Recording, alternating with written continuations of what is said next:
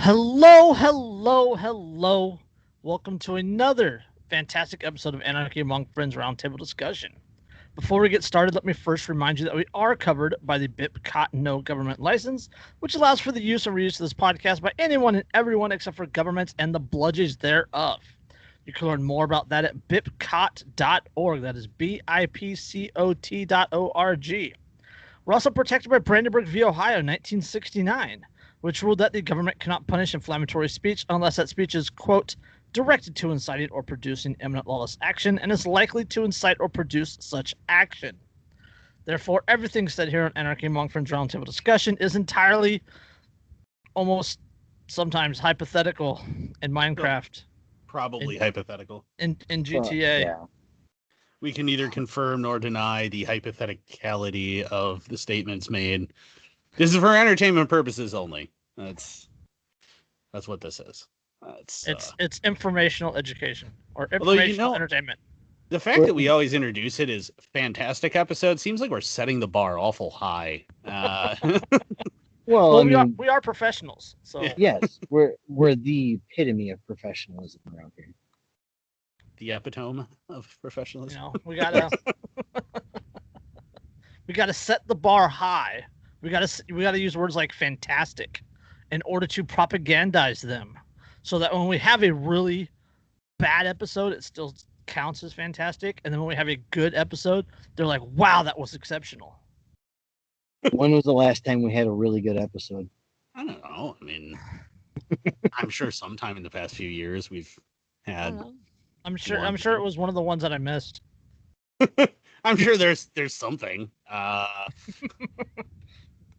There was that one where Derica snorted like 6 times. Yeah, there's that episode 69 is pretty fantastic. I would say that one was episode 100 was pretty good too, even though I wasn't on that one. Yeah, we had Dan on for that one. Oh yeah, we did. We brought Dan back. Poor Dan's up there melting in Seattle right now, or he's not in Seattle, he's just outside Seattle. But I was talking to Dan and his girl yesterday, and it was going to be like 108 today or something like that in the Pacific Northwest. And like tomorrow's supposed to be like 112 in the PNW. Heat. Yeah. And Dan's a roofer. Oh, been there. Sucks, brah. Of all places like Seattle, you're like rainy Seattle, 112. It doesn't jive. Oh God, and it's gonna be 112 with like insane humidity because it's Seattle. Oh God, that sounds horrific. It sounds like all sorts of they can fucking keep it. They're like 20 degrees warmer than I am down here in Central California. Oh, that's gonna suck so bad. Oh, poor Dan. Yeah, good lord. But better him than me. I'm good with what we've got. At least it's not me. That's right. Although here it looks like all week it's supposed to be rainy and thunderstorms and. Well, hey, we traded climates. Apparently. Yeah, what the hell? You see the flooding in Michigan? Yeah. Yes. Yeah, what's his face on Twitter? Magnus, yeah. Yeah, he posted it and I was laughing about it. Like driving through water and there's like the road's gone. Yeah, there's no road. Like Detroit. Yeah, it looks like it was flooding in Detroit and the road's gone. Yeah, it looks like a river, and then you realize there are road signs sticking up, and you're like, oh. I don't think that's supposed to be that way. Well, in the video that he had of that ram driving through it, yep. Just like it's up to the hood, and the ram's just chugging along. Like, I paid for this 6-inch lift, and I'm gonna use every fucking inch of it. God damn it! He could have used a few more. Yeah, I don't know how his airbag, because I have a Hemi Ram, and I don't know how his airbox was not sucking water. He didn't have a snorkel. Yeah, he was in. I mean, it's probably right there, but if it got even a 1/4 inch deeper, you're sucking water into that airbox, man. Nope. I'm actually looking at some pictures now, and I see some of these where semis have water up Uh-huh. over their hood. Yep. I'll have to send you that video later. Put it in the chat. It's the same rain we got here a little bit prior to that, and I was driving home, and my truck obviously it's lifted and everything else. It's on big tires and stuff, so I can go through flooded roads and I don't care. But there's like this little like bone stock Chevy Silverado tailgating the hell out of me as I went through this extra deep section of water, and I just hit it doing 30 because I don't care. It's not deep enough to be a big deal for my truck. And then he hits it, and I watch him just barely make it through the water and roll to a stop on the other side. And I'm like, oh, yep, that was stupid. We get that here. We get flooding because we're tidal. You know, on the coast we have the tides, Right. and like every once in a while, like the full moons will have like a extra heavy tide because of the full moon, or even once in a while we'll have what they call a king tide, and the tide will come all the way up and like flood the BART station parking lots, and there's all these like BMWs and Mercedes, Just bobbing along in salt brand water. new Acuras, and they're all flooded out. Oh, that's sad. Wah, wah, Wah, wah. wah. I'll never forget the last bad flooding that we had over on this side, where there's a little bitty town not too far from me called Ontario, and the entire part of the town that's not over 300 feet taller had to be evacuated because they were afraid either the town was going to give way and collapse into the valley, or it was already underwater. Lose your house to your neighbor's house as it comes through. Hi, Bob. Hi, Sam. A friend of mine lived down that way, and he's like, can you come pick me up? Where are you? In my boat, because there was nothing else. That's always a good sign. His pontoon was like in his yard, and they had everybody piled onto the pontoon, and he just unhooked it from the trailer, and here we go. All right, well, I guess this is happening now. No. All right, it's good we had a laugh because we're gonna get into it. Oh, are we gonna start with Johnny? Oh, we have to start with Johnny because Yeah. It's gonna take up a good chunk of the show. So Well, I don't know. I don't know how much you can say about it. It's well, there's one point that I want to bring up. I have to bring up. We'll get into the article and then I'll bring it up. But of course, we're talking about Johnny Hurley. If you've been in this anarchist libertarian circle for any period of time, you know the name Johnny Hurley. You've run into him or stuff that he shared, other people have shared, or you know about the Arvada, Colorado shooting, which he was the good Samaritan that took out the bad guy with the gun, and then got yeeted by the cop. But yep, he saved everyone's lives, and then the cops killed him. Yeah, well, let's just get into this article, then I'll make my point. But this is Denver CBS local, so it's CBS 4. Arvada police hero Johnny Hurley confronted gunman, shot him before another officer shot Hurley. Arvada police have released more details on the Monday afternoon shooting in Old Town Arvada. Police said the Good Samaritan Johnny Hurley confronted the gunman and took a weapon from him after the suspect shot and killed Arvada police officer Gordon Beasley. Police have released a timeline of events that happened on Monday in Old Town Arvada that left Beasley and Hurley dead. Police said that at 12:49 p.m., the suspect's brother called police asking for a welfare check because his brother was going to do, quote, do something crazy. Beasley and another Arvada police officer attempted to contact the suspect at his residence at 108, but were unable to make contact with him. Just 9 minutes later, dispatchers received a report of a suspicious person in Old Town Square. That's Old Town Square of Arvada. At 1:30 p.m., Beasley is dispatched to the suspicious person call and arrived at the square just 1 minute later. Beasley parked on Webster Street and walked through an alley toward Old Town Square, where the suspect pulled into the area in a truck and parked behind him. The suspect got out of his truck with a 12-gauge semi-automatic shotgun, ran after Beasley, yelled at him. That's when Beasley stopped, turned, and was immediately shot twice by the suspect. The suspect then shot out the windows of the patrol cars parked in the area and shot into the air. The suspect then ran back to his truck, retrieved the AR-15. The suspect ran back towards Old Town Square with the long gun, where he was confronted by Hurley. Hurley shot the suspect with a handgun. A responding Arvada police officer encountered Hurley, who was holding the suspect's AR-15, and the officer shot Hurley. And then it goes on to talk about funeral services, and it goes on to talk about the note that the shooter left. My goal today is to kill Arvada police officers. We the people were never your enemy, but we are now. This is what you get. You are the people, or you are the people who are expendable. Hundreds of you pigs should be killed daily. This is why I was killing officers. Okay, it's just fucking hateful gibberish.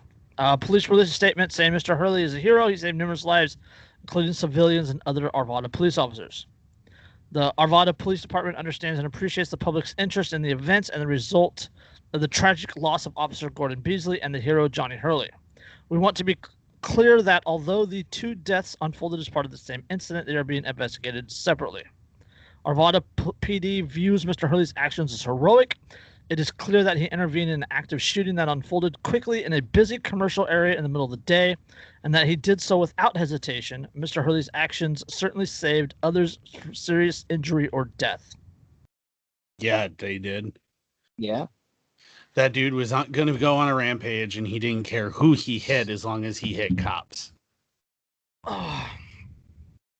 That was random violence. That wasn't targeted rebellion or anything else. That was random violence.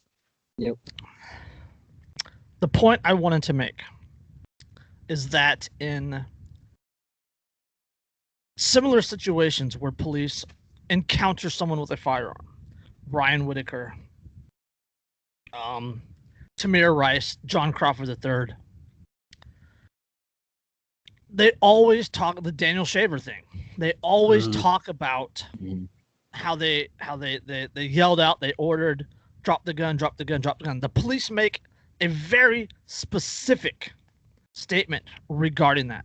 Every single time they say, we told him to drop the gun, he didn't comply, and then there were shots. They don't say that in this incident. Nope, they don't. No, they don't say it. And that to me is very, very, very, very telling. They also did not release video of the Hurley being shot. They released video of the shooter in the town square, the one that killed the officer. But they did not release video of Johnny being shot. And again, I think that's telling. Yep. Because in this situation, if they had done it by the book, if the officer had pulled up and be like, hey, yo, drop the gun, freeze, freeze, freeze, drop the gun, they would have made Johnny absolutely would have dropped the gun. Yeah, he would have dropped. Assuming that he was holding the gun, because again, we don't know, so there's no video. Right. Yeah, even if he had it in his hands, he would have immediately dropped his pistol, dropped the AR, thrown his hands in the air, and been like, "Don't shoot, don't shoot! I'm not the shooter." And that communication would have happened, and it would have been scary, but nothing untoward would have occurred had they bothered to take the time to assess the situation. And instead, they immediately showed up, they shot the first person they saw with a gun, and just went, well, good job, me. And then a few minutes later find out, oh no, he's actually the guy who saved everyone, and you just murdered a hero. Congrats, you fucking piece of shit. Yeah, they put the officer on paid leave, by the way. Well, that's their standard operating procedure whenever an officer discharges a firearm. But the fact, though, that they right away they said, Johnny's a fucking hero, because he is. Mm-hmm. The fact that they say he's a hero, I don't think, just based on the phrasing that was used and what they said, they're going to go to bat for this cop that shot him. Well, that's up to the investigation, right? If he followed procedure and called out and said, "Hey, drop the gun, drop the gun, drop the gun," and they can prove that, then the officer would be in the clear. But Which is ridiculous. But they don't say that. Yeah, and it's ridiculous that that's even like that's a qualifier, because if you watch a lot of those videos and you watch a lot of those shooting incidents, including like Tamir Rice, it is in Tamir Rice's case, it's what, like 8 seconds, 8.5 seconds or something between the officer. It's not even that long. It's like Not 5 even that long. seconds. It's like Yeah, 5 between seconds when the officer he pulls up and shoots Tamir Rice. It's almost the same jump with the John Crawford shooting. Yeah. Yeah, they go drop the gun and then start shooting. Well, if you say drop the gun and you start shooting immediately as you're saying it, I can't possibly fucking react to you and your command to avoid getting shot. Yeah. Like, even if I'm in the process of letting go of the gun, you're still going to shoot me. Right. Yep. And in Colorado open carry is perfectly legal. Yeah, with long guns, it's totally legal. So that if there is open carry, then the mere presence of a firearm legally cannot constitute a threat. Yeah, that's from SCOTUS. Yes. That's a federal thing, nationwide thing. That is from Supreme Court ruling that the mere presence of a gun does not in fact constitute suspicion that a crime is being committed or has been committed. Which means that if he just showed up and shot him, he fucking just straight up, even under the law, he just straight up murdered someone. And that's where I'm getting at. You know, that's where my thought goes, because we know what police training is like, right? We know the warrior ethos and all this other stuff, and the ego that goes into that, and the they want to be a hero. And it's a very, very real possibility that this cop pulled up, hopped out, and started shooting because he saw a person with a gun. And I mean, people will try to justify it by saying, well, but they knew there was an active shooter, and they knew that he was, that he had the gun, that he had an AR, and so he saw somebody with an AR, and so he started shooting. The thing is, though, objectively, there is no reason to believe that that person with the AR in that location is in fact the shooter and is not someone trying to defend people from the shooter. Right. And that's something that goes into, we've talked, like you said, we know about police training and whatnot, the warrior ethos. That to me is part of the reason why it's a horrible, horrible idea for people who served overseas in the military, especially in a combat role, to then turn around and become ROEs. ROEs overseas are more strict than what the police in the United States are under. That's what I was going to say. That's what I'm getting at is you can't bring somebody who's heightened sense of awareness from combat home, stick them on the street, and then expect that heightened sense of awareness to just go away. Part of the reason that, a lot of guys have actually gotten Article 15, gotten arrested, wound up in Leavenworth and stuff from combat in Iraq and in Afghanistan is because they just shot people who were walking around with an AK-47. Anyone who's ever been to Afghanistan or Iraq will tell you everyone has an AK-47. They are everywhere. AKs, RPGs, pistols, full-on RPKs. I totally watched a dude riding a bicycle with an RPK slung across his back, which is one of the weirdest fucking things I've ever seen. But like, and I'm like, man, that is really heavy. Why are you? But whatever. But like, this is the understanding that the American military has, is that just because you have a gun, everyone has guns in this area. There's no reason to think that you're going to be shooting me. And our ROE was, we cannot shoot unless they are shooting at us. Yeah, not even near us. They could be shooting near us and we're still not allowed to engage. It's got to be fucking at us before we're cleared to engage. And the fact that is such a strict protocol in combat, with the reasoning, the declared reasoning that, well, if you're just shooting people for carrying guns around, you're going to make the population hate you, and they're going to do everything they can to destroy you, and they're going to work against you. The military gets that. And yet these cops in the United States, working with United States citizens, are still behaving as though the mere presence of a weapon means I get to kill you. Yep. And how dare you be upset with us and work against us and be angry with us for murdering your neighbors just because they're carrying a gun in an area where a lot of times everyone has guns. Guns are all over the place. They don't even do that in Europe, where guns are relatively rare to be seen. I mean, and they have like no carry laws in most of Europe. I mean, there are exceptions, but they have basically no carry laws, and they still will do everything they can to not shoot someone. But in the United States, this is just accepted and this is okay. Well, and not only that, but you look at the law enforcement vehicles over in Europe. They're brightly colored because they're there if you need help. They want you to be able to pick them out of the crowd, because if you're in trouble, if you're in danger, you don't, because you're disarmed, you don't have a way to defend yourself. You can go and find them. Here, they do absolutely everything they can to disguise themselves.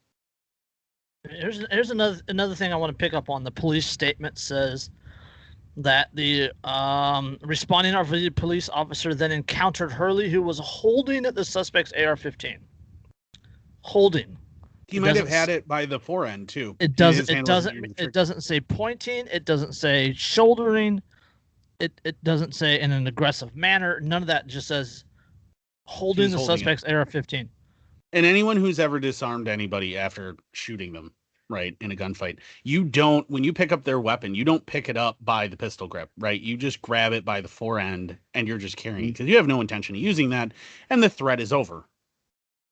So you don't pick up that gun in a manner that you could even use it. You're holding it probably wrong-handed.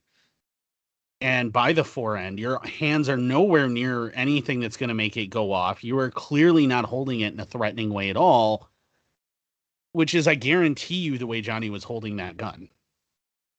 Yeah, I mean, it just makes perfect sense. The only thing that I could see him doing instead of picking it up, although if there's a weapon on the ground, you don't want a weapon on the ground. You want to be in control of the weapons in the area to alleviate the threat.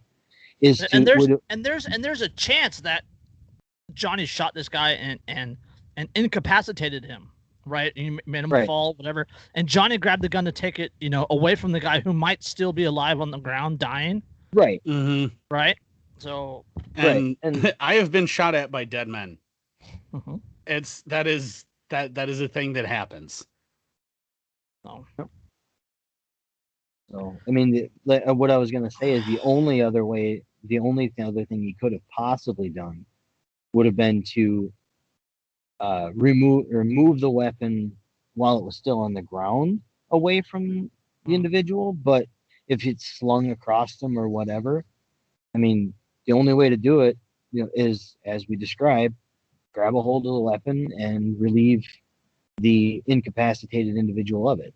Well, and that assumes that he went down dropping the weapon, or he was already completely down. The thing is we don't know the exact timeline of this. Like, we don't know the spacing and there's of these also, events. There's also the Monday morning quarterback in me says that, in the movies, kick the gun away, right? So if you kick the gun away, you don't know who else is around. Right. And what I was getting at with that, it wasn't necessarily just kick it blindly away. Move it somewhere where it's still in your field of view while you secure the down individual. This is why training is important. Yes. Yeah, it is. It's why training is important, and it's why the nature of the training matters. Because if you're trained that everything that has a gun in its hand is a threat, if it's not one of your boys, then, if you're a hammer, everything's a nail. So you just respond by killing whatever because anything that has a gun that isn't you is automatically a threat. I mean, there have been instances of of green on blue between local PD and federal officers in events where the federal officers had the guns, and so local PD fired on the feds because, well, they're not my guys and they have a gun. Yeah. Like, they never bothered to figure out what the situation was. They didn't take the time to understand what their target actually was. That's one of the rules of gun safety early rules of gun safety is know what your target is and what's beyond it. Yeah. In this case, that cop did not know what his target was. He just fired. Yeah, that's my thinking. Yep. It's the same in the Ryan Whitaker shooting, Philando Castile shooting. Yeah. It's the same. Yeah. Panicky, finger on the trigger, warrior ethos, kill or be killed, war on police mentality. The Well, yeah, war that's on why they police keep mentality doing is that. because of this type of behavior. Well, the war on police, that mentality, they keep hyping that because they use it as an excuse. They use Right. it as an excuse to behave this way. And Mhm. because of one asshole's inability to function as a reasonable human being, a good man is dead. Yeah, I perused his Facebook right before coming on here, and I had to scroll through probably 200 messages before I got to one of his posts. And it was 200 messages of people tagging him and long paragraphs about him touching their lives and he being a hero and he saved these people and he saved this people. The GoFundMe is the same way. Oh yeah, the Oh, yeah. GoFundMe messages are amazing. All these people who were there thanking people, him. yeah, from people that were there, from people who parents were there, and it's just I hate this reality. Yeah, that shit,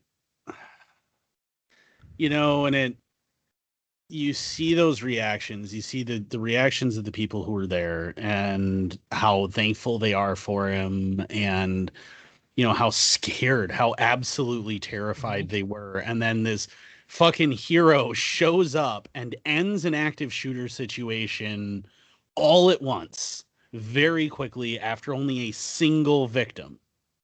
Mm-hmm. Yep. And don't misinterpret, like, he wasn't saving a cop at this point. He's saving all the other people who might get caught in the crossfire, right? Like, he's responding because this guy just shot a person and you don't know who else he's going to shoot. Right. This is why he responds this way. And I mean, he's just, and he did it without hesitation. He didn't hesitate. He didn't wait. He just immediately responded with his own personal firearm. He immediately engaged the threat. He downed it. He did everything that is the entire reason you carry. Mm-hmm. Mm-hmm. Everything. And he did everything right. The one who didn't do everything right was the cops when they showed up and murdered him. Right. Yeah. I'm trying to scroll down Facebook to get to the post from the Army Navy surplus place that he was at when the shooting happened. I know. There it I is. remember seeing from the Yeah, owner of the store. I mean, yeah, this is no. They made a big lengthy post on Facebook about it. It's the Arvada Army Navy surplus, and he says, "We want to offer our deepest consolatives to the Beasley family. Our police are truly one of the best forces in the nation. Officer Beasley was one of the best officers." Said, "Okay, blah." As a regular face in Old Town, he was dealing with the however, the story we wanted to tell is Johnny Hurley of Denver. Currently, he is identified as the Samaritan or citizen that died in Old Town shooting. We want to let people and his family know what a hero he was. While we did not personally know Johnny, we did recognize him as a regular customer. Johnny pulled into our parking lot at about 1:30 and was contemplatively smoking a cigarette near his car. When he finished his cigarette, he slowly walked into our store. Within a minute upon John entering the store, 10 to 15 of what sounded like a rifle or tactical shotgun were fired in the square 50 yards away. Upon hearing these shots, John and another unknown customer unrelated to John went out the open door towards the square with clear intent to eliminate the threat. While the unknown customer turned left to assess the situation without pulling any weapon, John ran quickly without hesitation straight toward the shooter. Getting fucking goosebumps. What happened after this is unclear and under investigation. However, an eyewitness says that the suspect briefly went out of view behind a library after firing the initial 10 to 15 shots. John shouted at onlookers behind him to stay inside and hide because the gunman was coming back. Johnny used this as an opportunity to run towards the library where the shooter was and hide behind a brick wall. Upon the shooter walking again back towards the square, John pulled out his concealed pistol and shot 5 to 6 rounds towards the suspect. Exactly how both Johnny and the suspect died remain unclear, so we know how it happened. Yeah. We want to thank and recognize Johnny, as we believe that his actions saved more lives from being taken. He needs to be recognized by Arvada and the citizens of Colorado for his brave and selfless actions. He went selflessly into harm's way when the shooter had clear intent upon continue his murderous spree. Upon talking to some of his friends and co-workers, they are not at all surprised by his heroic actions. They even recall conversations with Johnny about what they would do in the situation as this. His friends say Johnny was fully aware of the dangers about getting involved. Johnny clearly stated that he would, without a doubt, sacrifice himself to save others. This week, Johnny did exactly what he said he was going to do in the most dangerous situation, extreme of situations. While we'll never fully comprehend what led up to the gunman's actions, we are assured that there are people like Johnny who will give their life for strangers. Yeah, I can't finish reading that. So, Principled men do principled things. I got huge goosebumps right now. I mean, that's the thing that everybody who conceal carries needs to aspire to be. Is that right there, where there's a threat, you have the capability of responding to it, you respond to it. Mm-hmm. Respond to the fucking threat. And especially if you are an anarchist, if you are a libertarian, if you believe that people don't need the police, they don't need government, they don't need this, and they can take care of each other, you need to demonstrate and be willing to demonstrate that that is the case. And that is exactly what he did. The cop didn't stop the guy, he did. The cop wasn't there until after it was over. Well, I mean, the cop that got killed initially, he didn't draw his weapon, nothing else. He just yelled at the guy that was holding a shotgun. And why is it that cop could be like, hey, what's going on, and assess the situation, but this other cop couldn't? Yeah.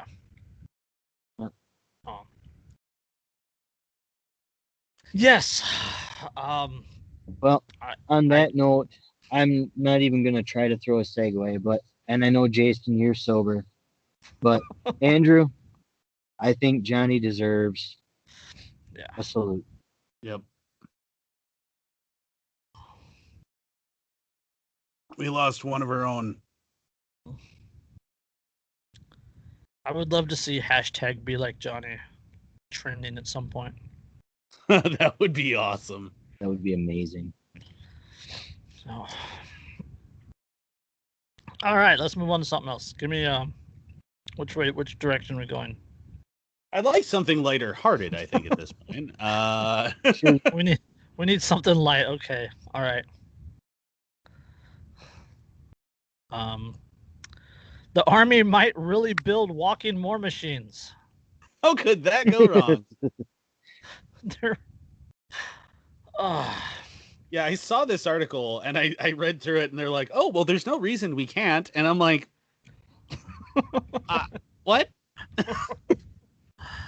A new study from the U.S. Army Research Lab scientists reveals there's nothing stopping the military from producing walking combat vehicles, at least from a power perspective anyway.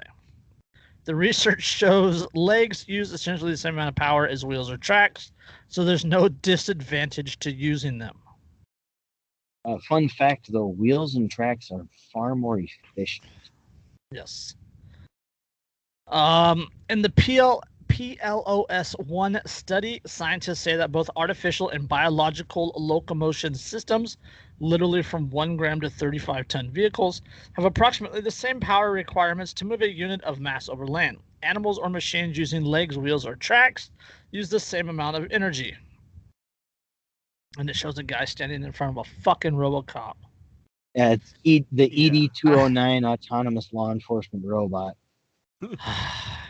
Yeah, what they're saying, the cover here, photo for the article is a fucking Gundam. Yeah, it is a Gundam. What they're saying here is that wheels and tracks are in fact not more efficient. That the legs, if engineered correctly, use exactly the same amount of energy to move the exact same amount of mass. So it really doesn't matter amount what of you choose. energy, but legs tend to get tangled up in obstructions far more. Yeah, there are other. That's what I mean by things at play here. efficiency. So That's what I then mean by The efficiency. article goes on. So, from a power perspective, engineers have a green light to design walk-in war machines up to 35 tons. Oh, Lord.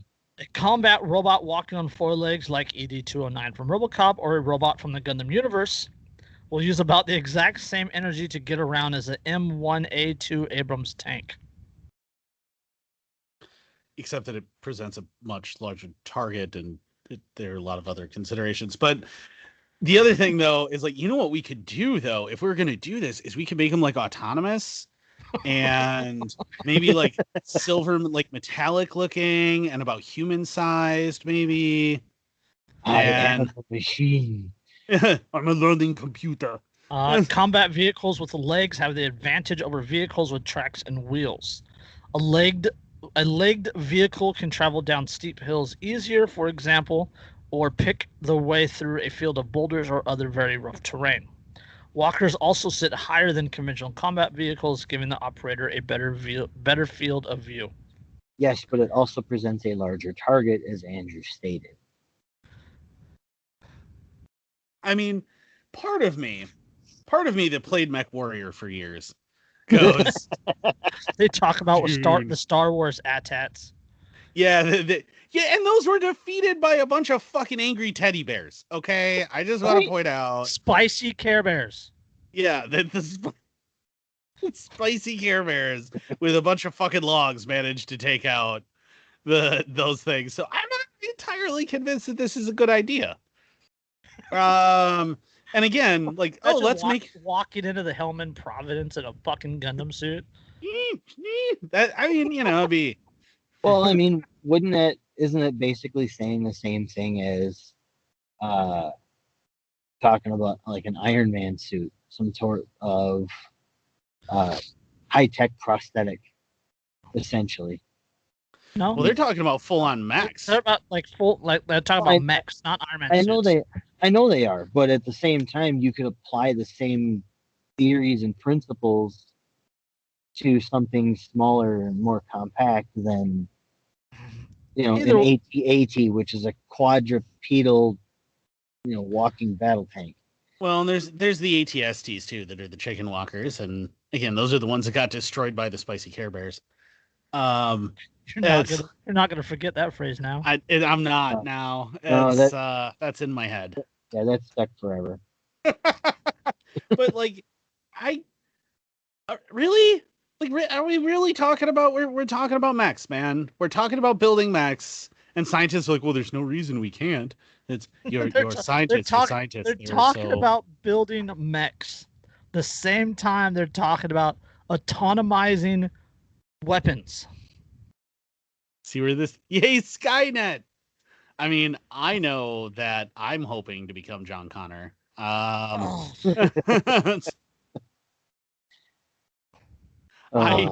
just want to get bit by a radioactive spider, so I have something to be able to fight them off with. I mean, it's just I don't understand what is the believed benefit of autonomous walking weapons. Because flag draped coffins are bad publicity. Yeah. And if you can drop walking robots that are able to traverse extremely rough terrain very easily into places like, like the Khyber Pass and things like that, and they're able to move up and down these mountains and through, pick their way through rocks and everything quickly and efficiently and deliver enormous firepower onto OPFORs, there's an advantage to that if you're trying to win a war. If you can pull that off, and you can do it efficiently. There's an advantage to it. Sure. They could probably cross the Tigris without the need of a bridge too. Yeah, they can swim, Yeah. possibly. I mean, My point is, and if you know where the Tigris is, you understand, because Biden launched airstrikes on Iranian militia targets that were in Syria-Iraqi border. So, yeah, we're gonna pull out of Afghanistan and redouble our efforts in Iraq. we're gonna no.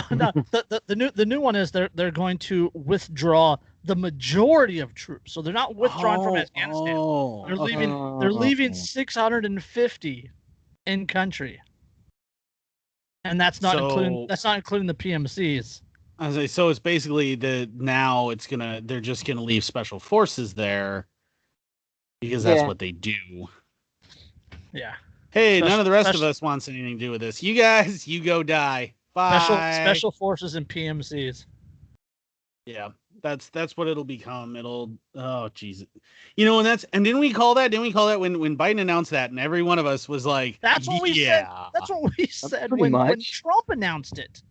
Yeah. Well, yeah. Yeah. Okay, that's not going to happen.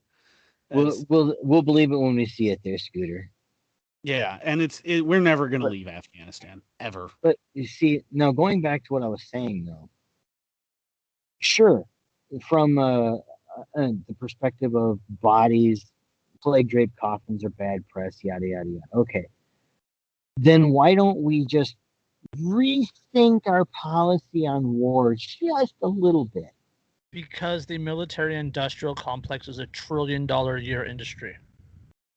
Are you kidding me? General Dynamics is freaking straight up masturbating to this article.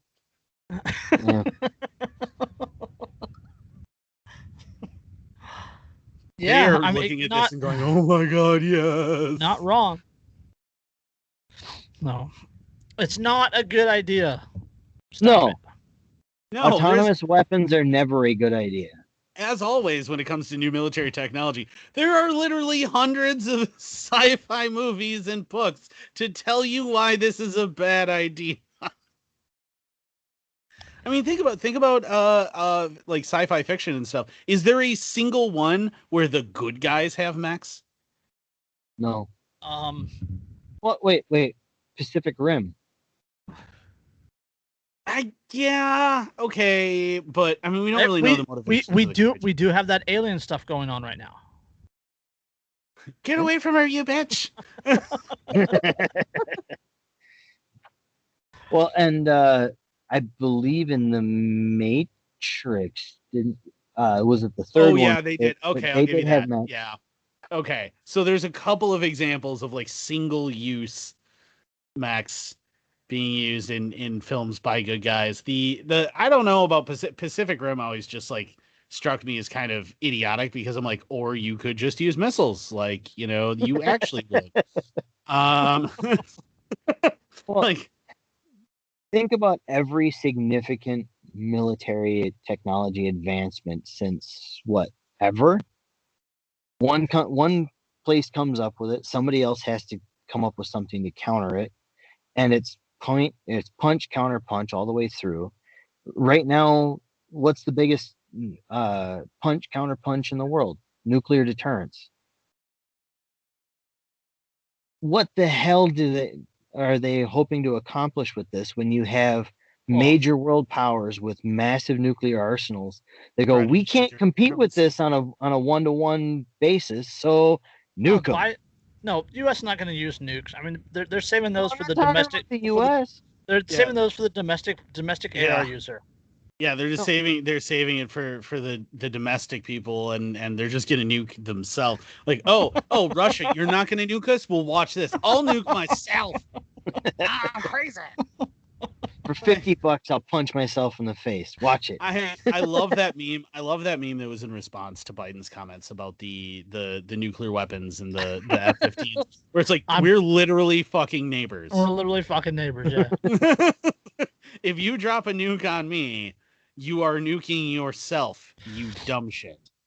Oh. If they dropped the precision munitions on most of these urban areas, it would fucking level half the city block. Can you? So that's one of the things that I talk about when I allegedly discuss asymmetrical warfare in Minecraft and on GTA. is, can you imagine the U.S. military launching a tactical strike on a major U.S. city? Well, yeah. See, and this is one of these things. Even the milquetoast moderates would turn against the government. Well, yeah, Oh, and yeah. here's the thing too that you got to remember is that most people don't really understand what happens when you drop like a JDAM on a building. Okay. I was danger motherfucking close to a strike.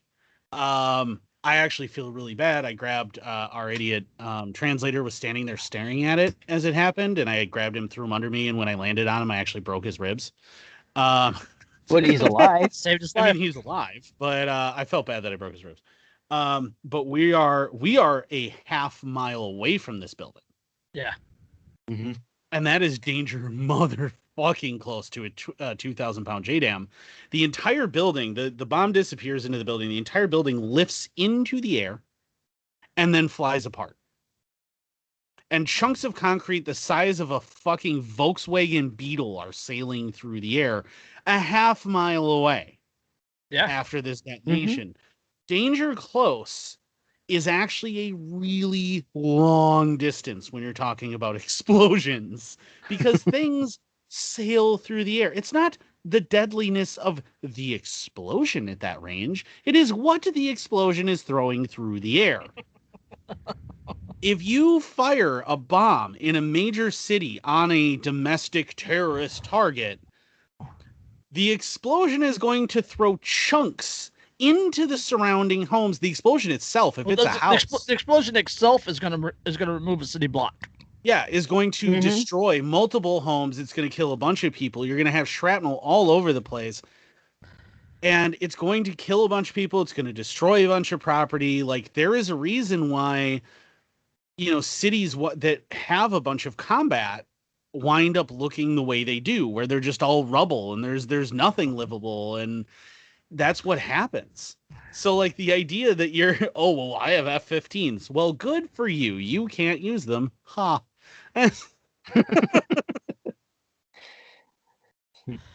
And as we're watching this, Andrew disappears to a Hellfire missile because that one's small enough not to do a whole lot of collateral damage. Well, even a Hellfire will do a decent amount of I mean, like, anybody with 50 to 200 feet is dead instantly, and beyond that, you have several hundred yards of debris field. Shrapnel sailing through the air that's still deadly and still causing damage.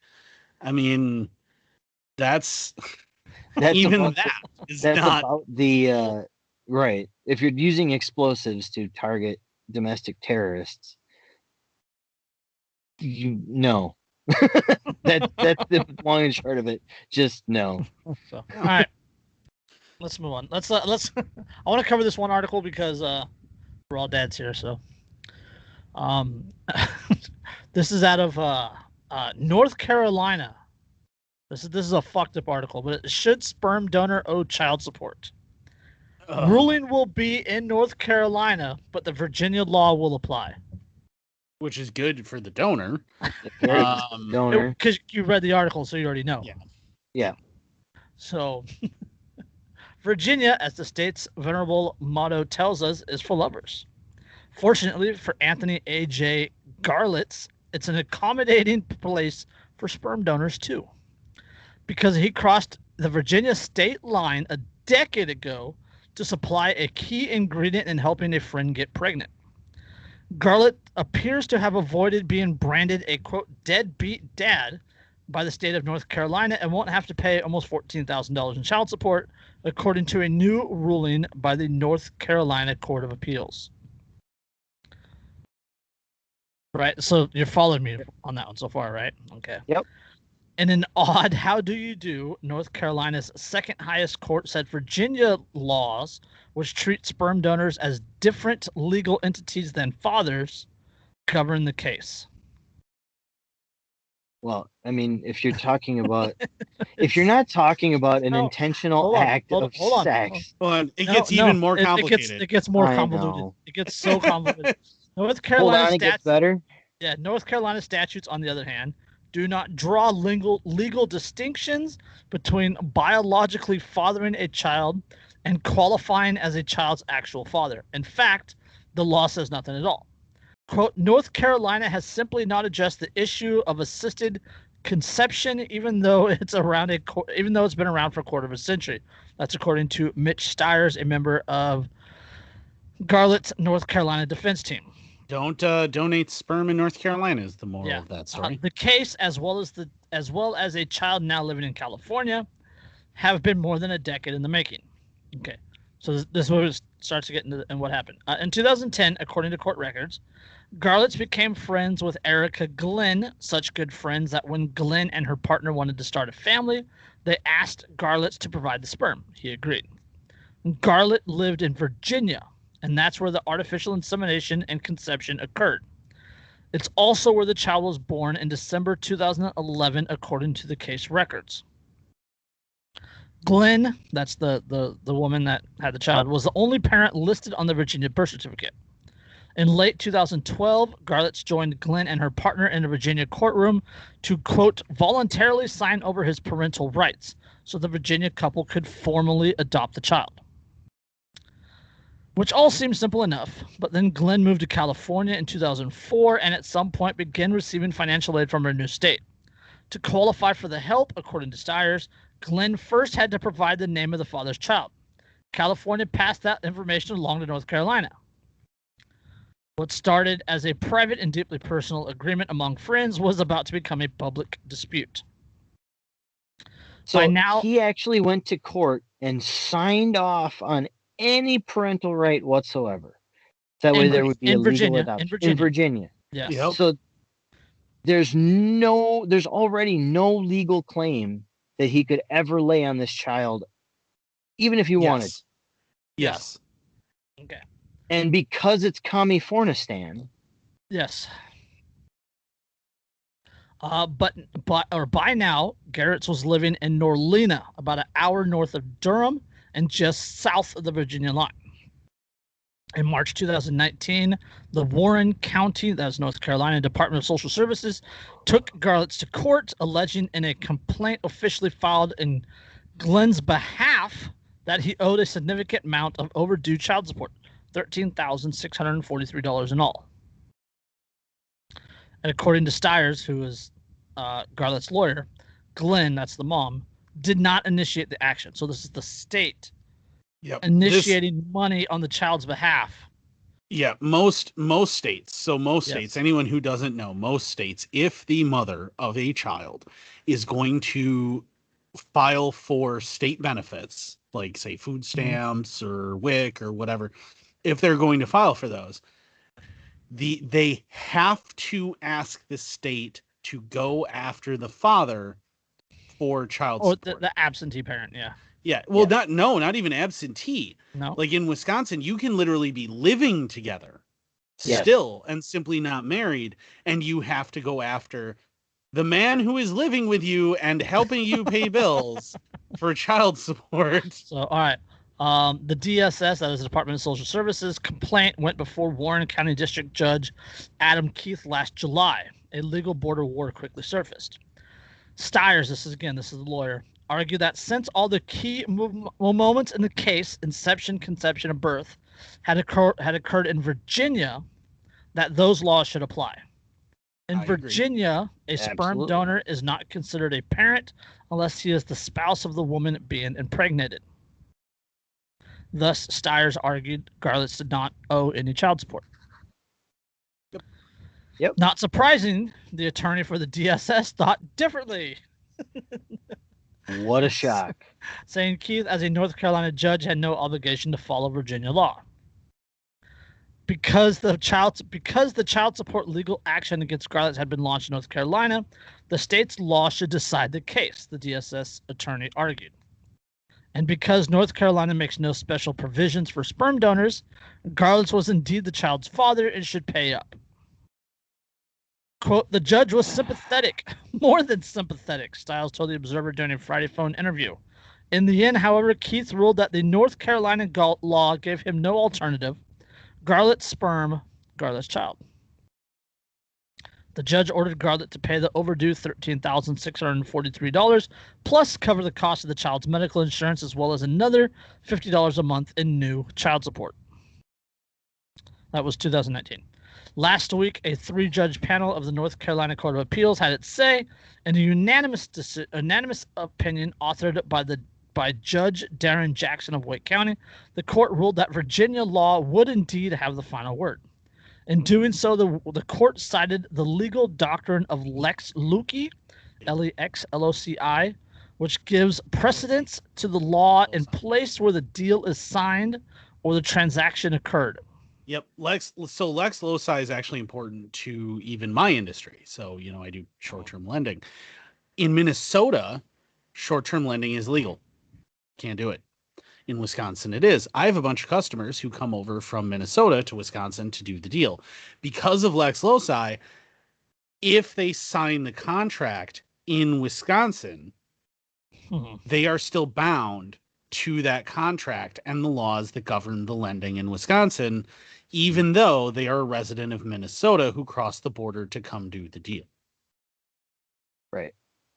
Which is the way it should be. That makes perfect sense. Yes. Yeah. According to Jackson's opinion, lex loci should apply in the cases, quote, affecting the substantial rights of the parties, a law that formally educates a person's status as a parent or non-parent of a child meets this definition, as parenthood is one of the most fundamentally protected rights in our entire legal system. Huh. So, just out of curiosity, and maybe this has no legal bearing, because I know a lot of states that have, because it says her partner, I'm going to go out on a limb and guess. Oh, never mind. It goes into it in the next section. Never mind. Yeah. As precedent, Jackson's opinion cited a 1990 artificial insemination case that also pitted conflicting state laws against each other. In it, a woman gave birth to a child in Florida after using the sperm of another man besides her husband that she'd received at a pregnancy clinic. The marriage fell apart after the child was born. The mother moved to Illinois and filed for child support. The husband, who remained in Florida, said he should not have to pay because he never agreed to the insemination procedure in the first place. The Illinois trial court said that the father was liable for the money, but on appeal, that state's Supreme Court said Florida law, which recognized the child born from artificial insemination as legitimate only if both parents agreed to the procedure, should have standing because the state had, quote, the more significant relationship to this dispute. Yeah, I mean, and realistically, that's the only logical way to rule on this. But I also want to point, look at how absurdly complex and ridiculous all of this is. Convoluted as fuck. Yeah, it is the most. So she only filed even for child support because the state forced her to. No, she didn't file for child support at all. Well, the state filed on her behalf. Yeah, they made filed her on her behalf. Yeah. No, that's actually the state didn't make her do it, right? So this was not initiated by her at all. The state just did it because the state wanted the state did it because the state wants the money. See, and the reason that North Carolina cares about this is because North Carolina can also collect fees because they are collecting the money. So my twins, right? My twins were born here, blah blah blah. My whole big story as to why they're not with me anymore. Suffice it to say that their mother is a horrendous piece of shit. But what it amounts to, though, is she moves to Oregon and she goes on county assistance. And because she's on county assistance, the state of Oregon files for child support, which she had promised me she wasn't going to bother doing. They file for child support. I got to pay it. I wind up paying fees both for the collection of it in Wisconsin and the disbursement of it in Oregon, on top of my regular child support that I got to pay and give her. And thank God, Wisconsin, at least, because her wife wanted to adopt the twins, because I haven't seen them since they were 3 months old, because, that was when she decided to take off with her best friend's boyfriend. But she's a winner. Real winner, let me tell you. But when that she had assets, leave it at that. Yeah. When that happened though, so when they got married, her and her wife got married, her wife wanted to adopt the kids. I was able to sign over the rights to, to them, because realistically, it seems since they're 3 months old, they're 10 years old at this point. There's no reason for me to bother trying to get back involved in their life. I'm just going to let that one go for their sake and hope that when they turn 18, they're going to want to find me again. And maybe I can explain to them that their mother's a horrendous piece of shit. But I don't want them to blame me. Oh, God. It wasn't my choice. That wasn't my choice at all. That was entirely the mother. But the state of Wisconsin, if there is an adoptive parent, when that adoption happens, they will sever all child support obligations. Right? Wisconsin will just sever it all. So regardless of what Oregon wants, it doesn't matter. Wisconsin goes, no, we're done. This is terminated now. Mm-hmm. We're not collecting for you. Screw you. So as long as I never move to Oregon, I'm fine. And I will never move to Oregon. You couldn't pay me enough money to do that. So I'm fine. I will never have child support collected again. We're all good. However, if I had lived in Oregon, it wouldn't have mattered. Yeah. I would have had to keep paying anyway. Same with California. Apparently, same with North Carolina. It doesn't matter. They don't care that you have no legal rights to these kids. You still have to fork over money for these kids, even if you were a sperm donor. And it's not like he screwed her, right? Like, this was an actual artificial insemination. Uh-huh. There was a case back in I want to say the late 90s, early 2000s, where the guy had helped his lesbian neighbors conceive, and they couldn't afford artificial insemination. So you can fill in the blanks there, how that happened. But then he had continued to send like birthday cards to the kid and all this other stuff and be involved in the kid's life. And so when they filed for child support, because they're going on county assistance, the state was like, well, but you've tried to be a dad to this kid. Therefore, you're the dad. Yeah. Yeah. That was one thing. But this guy it was artificial insemination, and he had nothing to do with this kid at all. The only thing he had to do was go to court so that they could so that her wife could legally adopt the kids. Right. Like, that's it. He had nothing to do with his child at all, period. And that was the understanding that the women involved also had, was that he would have nothing to do with them. Yeah, it was fine. The entire situation was fine until the state got involved.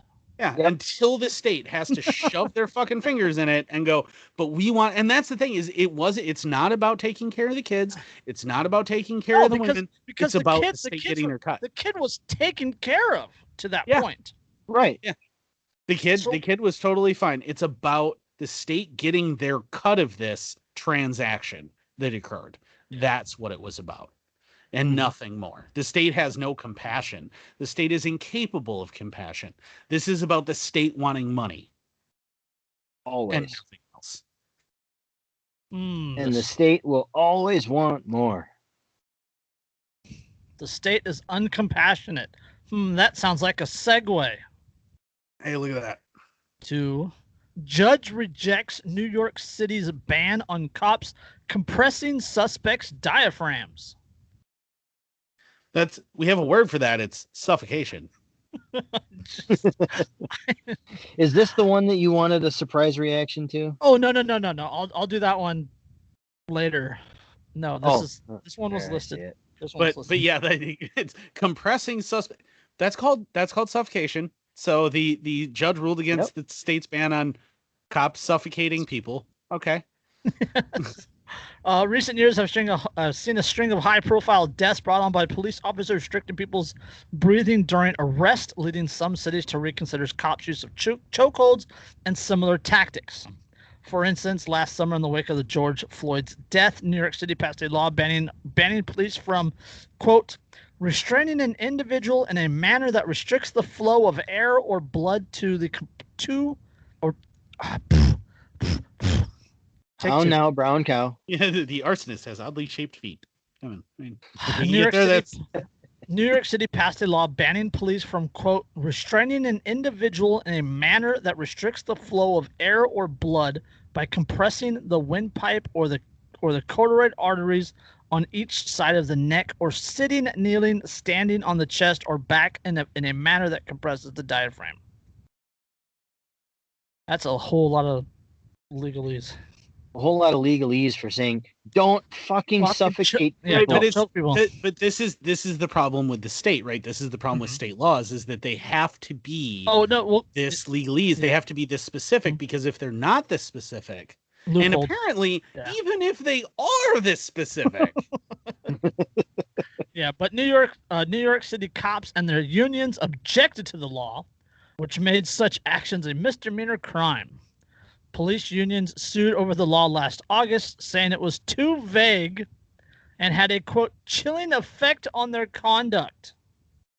What do you mean I can't suffocate people? That's awful vague. Now a state judge... I love the parenthetical at the end of that sentence. Isn't that the point? Yeah. Yeah. Now a state judge in New York has partially taken their side. In a Tuesday ruling, Judge Lawrence Love struck down the portion of the law related to compressing a suspect's diaphragm, calling it, quote, unconstitutionally vague. What? The diaphragm language, quote, cannot be adequately defined as written, he opined. What? What the? It's pretty fucking clear. Freaking clear as shit. Love's ruling did not affect the first portion of the law related to restricting compressing the windpipe or the carotid arteries. Notably, the NYPD has banned the use of chokeholds by police since 1993. And yet Eric Garner was still choked to advocates death. of the law argue that the NYPD's internal ban as chokeholds was ineffective, as they were widely used and abused by city cops with little consequences, a practice tragically showcased by Officer Daniel Pantello's 2014 killing of Eric Gardner. I mean, it's too vague. It's too vague to say that you're not allowed to compress someone's chest where they can't breathe. Yeah, that's vague. Especially when you look at the fitness standards of a lot of the police departments, specifically what you see in New York City. Oh, we're going to compress his chest by putting Officer Porkchop on this guy's chest. Yeah, he only weighs 460 pounds. It should be fine, right? He shouldn't have been smoking the marijuanas. Yeah. But the New York City law, but the New York City law and state law passed last summer, that is Senate Bill S6670B, attempted to actually set consequences for cops who don't follow the policy. The state law made it a crime for police officers or peace officers to obstruct breathing or blood circulation or use a chokehold or some other restraint that results in serious injury or death. So just to sum this up, the police's objection was not, oh, well, you're banning the use of this that we've been doing and haven't been actually allowed to do for 17, 18 years. Their complaint is, but you actually want to punish us and hold us accountable if we violate. For when we do break the rules. That's their complaint, because there are actually consequences listed. Well, actual punishment. But that's always their complaint. That's always the complaint from cops whenever there's any real teeth put behind something. Now, we always have to remember that enforcement of this would entirely hinge on the state actually dishing out consequences to cops who violate the law, which we know very rarely, if ever, happens in the first goddamn place. Didn't Biden run on something about police accountability and like that's why Orange Man bad? There's a Senate bill to increase police funding. Well, and remember, Biden told states to use the COVID-19 stimulus that they got to hire more cops. To hire new cops, yes. Yeah. Isn't that exactly the opposite of? I am shocked. All right. That a president lied entirely and is in fact doing the exact opposite of what he campaigned on. I don't believe it. That's never happened before, right? Not once. So Christopher just had a really good line about cops and punishment, breaking the law. Which brings me up to the unlisted article. Oh God. This is out of Australia. Just for reference, out of Australia. Gold Coast ex-cop facing cocaine charges embarks on porn career with ex-fiancé.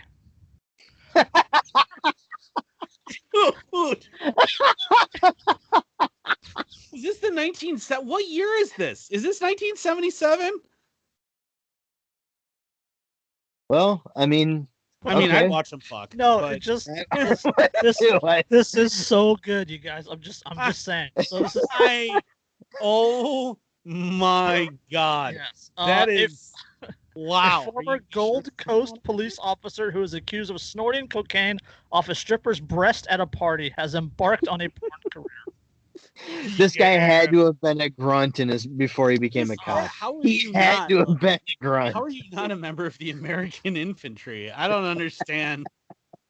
Former Gold Coast senior constable Zachary Samuel Maidment is on bail after being charged with possession and supply of cocaine.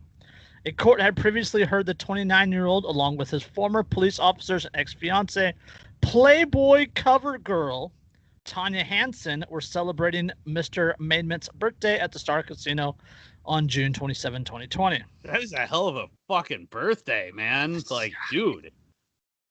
The group was charged following an operation by Queensland Police's Ethical Standards Command. That might have been slightly unethical as a cop to snort coke off a stripper. Yeah. Police alleged in court documents that Mr. Maidment snorted cocaine from Ms. Hansen's breasts and asked another person to do the same. It also alleged to use cocaine several more times that night. Mr. Maidment resigned from the police force shortly after the charges were laid. This sounds like a typical infantryman Sunday night. I mean, yeah, are you kidding me? What infantry did you deal with? Because we don't have the kind of money to be able to snort coke off strippers' tits. Well, the arrest came after a protracted investigation, Operation Sierra Edgehill, into allegations of the quote trafficking of dangerous drugs. That's a fucking porn star name if I ever heard one for that operation. Sierra Edgehill? Sierra Edgehill. Like, that's a porn star. Yeah, come on. I can see it now. Mr. Maidment facing 2 counts of possession of a dangerous drug, 2 counts of supply of a dangerous drug, 2 counts of possessing property suspected of being used in connection with a drug offense. He's also being charged with 1 count of permitting the use of a place and 1 count of possessing anything suspected of being used in the commission of a crime. He's not yet been required to enter a plea nor have charges been committed at trial. Let's ignore the fact that he's a cop for a second. Like, let's set that aside, okay? Who did this guy hurt in all of that? He didn't hurt anyone, man. He didn't hurt anybody. No one. He was living his fucking best life, right? Yeah. Like, every one of us wants to snort coke off a stripper's tits. So, you see those things? You would too. Oh, is that the one that he snorted coke off of? Or that's the ex, yes. Oh, that's the ex. Oh, damn. The Playboy cover or Playboy girl, yeah. Yeah, I'd snort coke off of her. I'd fucking snort pixie sticks off of her tits. Recent social media posts appear to show Mr. Maidment and Miss Hansen have reunited as, quote, the couple of exes you've been waiting for to pursue porn careers on a subscription website. Quote, we have decided to give you all something to talk about this time, their online profile says. Some of the videos have been filmed at the same hotel where Mr. Maidment is alleged to have committed the offenses, according to Miss Hansen's Instagram, which boasts more than 77,000 followers. When contacted by ABC, Miss Hansen said that the pair had made 5 figures from their content in the past 24 hours. Holy shit! Wait, repeat that? They've made 5 figures from their content in the past 24 hours. Tens of thousands of dollars. She said she'd been using the website herself for about a year, but was pleased to share the platform with her ex-partner. I mean, at least you know what you're working with, right? Like, dude's not going to whip it out and she's going to be like, oh God, is that it? Like, she knows what to expect here. Yeah. No, she says she's been using the website for about years. Please share the platform with her ex. I've done this to have financial freedom, and it's a good opportunity to not have a boss and to work for myself. Quote, with this account having just launched, for him to have the opportunity too, it's been nice to share that together. When Zach was in the police, they controlled every aspect of his life, including what he posted on social media. So doing this is a chance for both of us to just be ourselves. I mean, I can't argue with with any of this at this Dude, point. I mean, like the one thing I object to is the fact that he used to be a cop, but he's not anymore. So like, this is just fucking amazing. It's, Now he's a good cop. I've never had such tendencies, but if I did, he'd be on my list. Like I totally watch those two fuck. I mean, I don't know that I pay for it because I don't pay for porn. Like, come on, tube sites exist, right? Like, come on. And look at that chick. That's her. Look at that chick. That's yeah. Like Try Andrew and said, tell me. I wouldn't necessarily pay for it, but I mean, I'd watch it. There's a picture of her in a cop uniform that I can't show on YouTube. I'm sorry. You can Google the article, you'll find it. Screenshot, private chat. Let's go. The thing. Damn. I had to bring that up because it was fucking hilarious, and I knew that we would need. How does a lowly dude who's working such a lowly job as a cop wind up with that? Some people have bigger batons than others. I mean, apparently, like that's a fucking stun gun, man. Like, Jesus. All right. That's unfair. Let's get back to the regularly scheduled program. I'm really jealous. Andrew can't concentrate right now. I am really jealous. I'm really jealous. Like, dude, you have my dream job. Like, it's snorting cocaine off the breast of a Playboy model in a casino. Oh, yeah. Yeah. Are you kidding me? Curse the government for not allowing us to have Afghanistan. Yeah, are you kidding? Like, that would be amazing. Like, I'd just be like, this is the best day. Like, I'd be really lame about it, though. This is still the best day.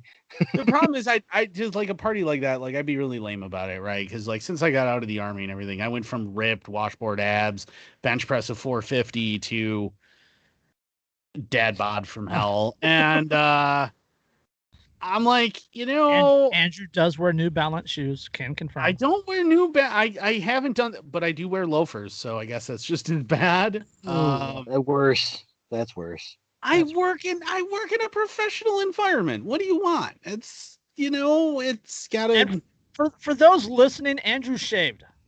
I did put that out there. Andrew shaved. He did. He looks like he got into a fight with both the lawnmower and a blowtorch at the same time. In my defense, he looks like he's about to tell you that he fought for your freedom, and that you should thank him for his service. Are you saying I look like a bro vet? Right? I am actually. Yes, really you do. That you say I look like a bro vet. I am the evil twin of myself right now with the goatee thing going on. That's I accidentally cut too close on the side part of my beard and wound up with a plantar furrow, if you will. And I didn't really want to try and look like Wolverine, so I decided that it was probably better and big just with mange. Yeah, to just eliminate the sides and stuff. I almost just went back to like 5 o'clock shadow that I used to rock back in the day, and I think Lindsay would have Lindsay would have hit you. Yeah. She would have left you. I think. She's. The funny thing is I have actually shaved. Like, her and I've been together for a while, and I have actually shaved a couple times in our history because I wanted to like reset and get everything back. And when I've shaved, I've walked out of the bathroom, and her response was "ew," like immediately. That's what I said when you logged on the. Yeah, that is what you said. Yeah, I mean, I understand. Andrew, in the entire 11 years that Amber and I have been together, I have actually clean shaved one time, and that one time she said, "If you ever do that again, I'm leaving." See, that's what Lindsay told me last time. The whole reason was because what I'd done is I'd shaved everything and left my mustache because I was Bob from Bob's Burgers for Halloween, so I'd shaved everything but the mustache. And the mustache was dead on. Like, it looked perfect for the costume. And she was like, "You need to get rid of that. That is horrifying and upsetting, and it needs to stop." So I had to shave that too. And then she was like, "Oh God, that's somehow actually worse. I can't believe it, but that's actually worse." Went from Bob to Gene. Yeah, it was not. Yeah. Today we're celebrating. Yeah, it was not good. All right, let's get on to this next one. Um, Wisconsin bill would tie PFA's grant to lawsuit immunity. My fucking god. I, What? Yep. uh, the Wisconsin Assembly has passed a bill that would create a new $10 million grant program to help communities clean up contamination from, quote, forever chemicals known as PFAS, but would ban them from suing those responsible for the pollution. What? Yep. So, I'm gonna read that one more time. yeah. I didn't even know this was going on. I'm The like, West, you didn't the know that? Oh, yeah. Wisconsin, No. the Wisconsin Assembly has passed a bill that would create a new $10 million grant program to help communities clean up contamination from forever chemicals known as PFAS, but would ban them from suing those responsible for the pollution. If you want the money, you are no longer allowed to sue them for contaminating your groundwater with chemicals that they fucking knew for years were carcinogens and toxic and persisted in the water. Yes. But they would get more money than the fucking grant program if they sued them. The Republican-backed measure approved Tuesday has the support of the Wisconsin Manufacturers and Commerce Lobby. The group's lobbyist, Scott Manley, says the measure would help address the harm caused by PFAS while protecting business and local governments from, quote, costly and frivolous lawsuits. They're not frivolous if there's actual fucking harm. It's so fucking. So this one I had posted in the chat to have on here because this one's very, very close to home for me. So La Crosse has French Island. Yep. And French Island is literally an island. And on that island is also the airport. PFAS is the fire retardant chemical that was used for a very long time to put out fires in aviation scenarios. It also is such a wildly toxic carcinogenic agent that the one hope to justify its use was that it wasn't persistent in the environment, that it was very volatile and so it would break down very, very quickly and not be an issue. The company that makes it knew for years that it didn't break down, that it was persistent, that it would contaminate groundwater, render it undrinkable, it would contaminate the ground. I have an article here from 13 hours ago, Duluth News Tribune. The headline says PFAS chemicals found in Minnesota City's water is associated with adverse health conditions. Yep. It can cause birth defects, it can cause cancer, all these other things, and it's been in the groundwater on French Island, which is what, 4 miles away from me. It's part of the city that I live in. So this article is from Bemidji, Bemidji. Bemidji City Council, June 21st, for the initiative program. And Bemidji has been aware of chemicals commonly referred to as PFAS in area groundwater and subsequently in wells, which led to the city to build a water treatment plant to remove the chemicals from its municipal water system. So on French Island for the past 7-8 months, this is something like that. And this is from the Minnesota-based company 3M, which made all those masks that you guys love to wear. Yep, 3M also has a major manufacturing facility just south of me in Prairie du Chien, Wisconsin. They knew for an extended period of time that this stuff didn't go away, and they covered it up. And covered it up and covered it up and covered it up. Finally, they couldn't cover it up anymore. And the groundwater in French Island is so contaminated that the city is spending $8,000 on bottled water for the residents there. And it's it's not a lot of people. It's 1,500, maybe 1,500 people. Yeah, roughly. And think about how cheap bottled water is. $8,000 on bottled water because they can't drink the water that comes out of their taps. It's even a mild risk for them to shower in the water that comes out of their showers. That's like here in California with PG&E, the Aaron Brockovich movie. Yep. That's what that was all about. It was the same sort of thing. Yeah, and so the state legislature goes, we're going to pass a law that will send money to communities to clean this up. But if they want the money, you can't sue the company. Sue the company. Yeah, and we're a $10 million grant, which is nothing. Really nothing. Yeah, it's nothing. The estimated cleanup here, so just on French Island, the estimated cleanup is around $12 million. Yeah, I think the big spill in California, I think it was like $85 million to clean it up, or $87 million, something like that. Yep.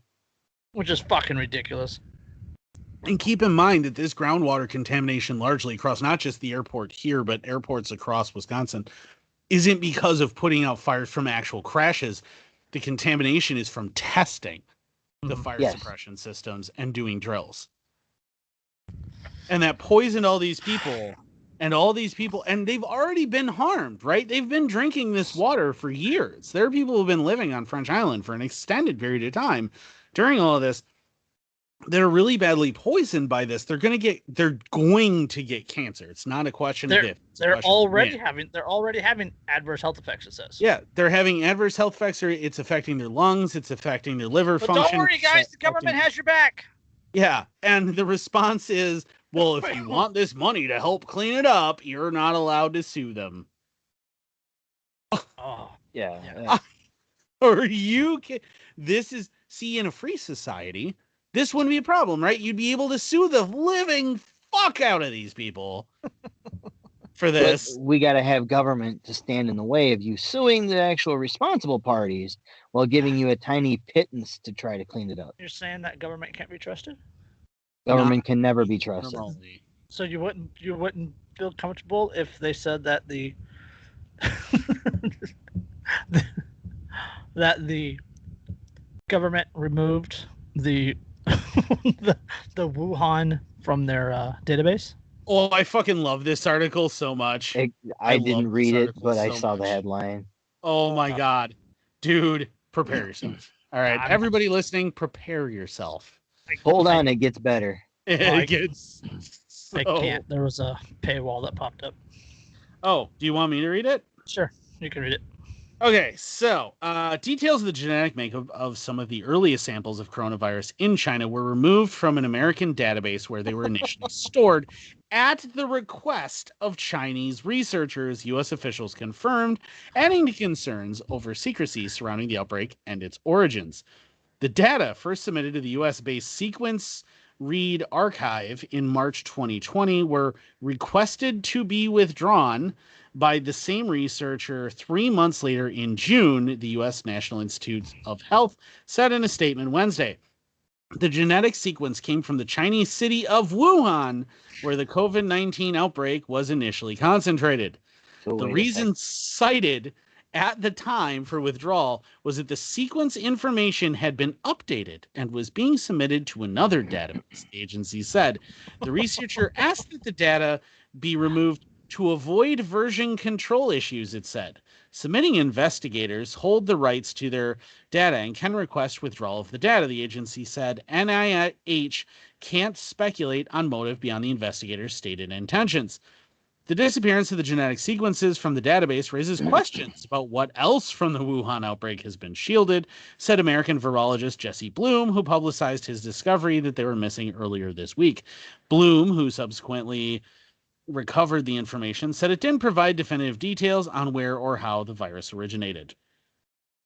So the people who initially sent out the genome for COVID-19 from Wuhan to all these different places, 3 months later turned around and said, oh no, we want that back. Yeah, so it also says, though a World Health Organization expert team visited China earlier this year for an investigation, they were not allowed access to raw data, and their conclusion that the virus likely crossed over from animals has been criticized as being premature. U.S. President Joe Biden has ordered American intelligence agencies to probe the issue again, while China has strenuously denied that the Wuhan laboratory had any link to the outbreak. Quote, I don't think we can say very much with high confidence, end quote, said Bloom, an evolutionary biologist at the Fred Hutchinson Cancer Research Center for the virus's origins. He added that his findings, quote, reminds us of how little we know. And yet, this entire fucking time... Trust the science, Andrew. Trust the science. The entire time we have been sitting here saying that there's a lab right there that does gain of function research, but it didn't come from the lab according to the science. And now there's more and more evidence coming up that they just took back their research and said, it might indicate that we did something wrong. Don't forget that the New York Times was caught surreptitiously trying to edit one of their headlines, trying to preemptively say that it was not a lab escape because all of the Trumpkins were saying that it could be that. They were caught trying to go back and edit it. Yep. To make it seem like that isn't what they really said, that it definitely wasn't and couldn't have been. No way at all it couldn't have been. Isn't it interesting that all the fact checkers on Facebook and Twitter and Instagram and all these other social media platforms banned people and shut down their pages and removed their posts for suggesting that it could be a lab outbreak? Isn't it interesting that they all did that? And then Facebook announces at the same time. Yeah.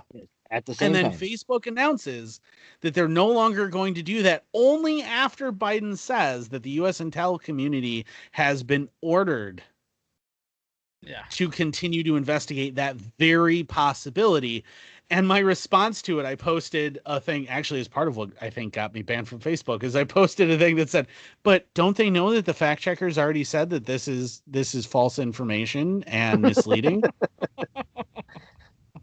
And I had a few posts flagged for that kind of shit before, so that would have been like 2 strikes off. Does that mean I get those 2 strikes back and I can have my profile back now? No. Nope. You still violated the propagandist lines. No. The thing that gives me hope out of this, though, is that I am hearing from multiple people who I had heard before whining and complaining about, these people that think it was an outbreak, it's an engineered virus, and blah, they're just these crazy. Now I'm hearing from them, well, apparently that might actually have been true this whole time. I'm like, oh gosh, is it? Are you going to apologize to all the conspiracy theorists? No, all they'll do is tell you to get the vaccine. Yeah. Get your shot. Oh, yeah. That there's 2 things that happened. One thing happened today, and one thing I drive past it every day on my way to work, and it pisses me off to no end. There's a billboard just outside of the next town over that says, I got vaccinated so I could hug again. Oh, God. Every time my Giants are in first place, right? First team in the league to make 50 to get to 50 wins. I watch every game, and right on the first base line, big 8-foot wide letters that says "Vax up." It's an experimental virus that probably escaped from a lab. Here's an also experimental genetic therapy that we're going to inject you with. Trust us, it will all be okay. Not approved. Not approved genetic. Yeah, not approved. Never approved tested. Not approved Never vaccine. been used. It was authorized by emergency order. Yeah, Yes. and then if you want, and then if you point that out, they will give you a ban and remove your post for that, for pointing out that it hasn't been tested. One of the guys who helped develop that vaccine Got banned. Pointed out. Yeah, he pointed out his YouTube page got taken down too. Yeah. Yes. He pointed out that not every person even needs to get vaccinated, that you only need a certain number of people and it'll be okay. And everything should be fine. He got banned from Facebook and YouTube. He's one of the people who developed the fucking vaccine itself. And he got removed from those. But don't worry, it's not propaganda. Yeah. No. Don't worry, you're still the resistance, brother. You're still the resistance. Yeah. All right. All right, Exactly. let's move on to the last article. The other thing I gotta add that I saw today was we went to one of the local dairy breakfasts just down the next town over the other direction, and on their sign, right where you go to give your donation to get your breakfast, it says, "Get your vaccine today, and you get a free breakfast." It's like, I'm sorry, I'll pay the $6. That's another one of the things. It's like they get your vax and you can have alcohol and donuts. Yeah, like, but they no, shut down gyms for a year. right? They shut everything down for a year, but if you just go and get this poke of this untested chemical that may or may not, it's tested. It's being tested right now. Right, and all the people who went and jumped in line and went, I need to get my poke. It's like, no. Where the hell did Andrew go? I don't know. Probably went to go whack it to that Playboy model picture. All right. I couldn't fault her for it, but no, she was fucking hottie. But let's move on to this last article because we only got about 15 minutes left. Burnsville, Minnesota. This is out of Burnsville, Minnesota. It said Burnsville weighs letting residents directly steer some tax dollars.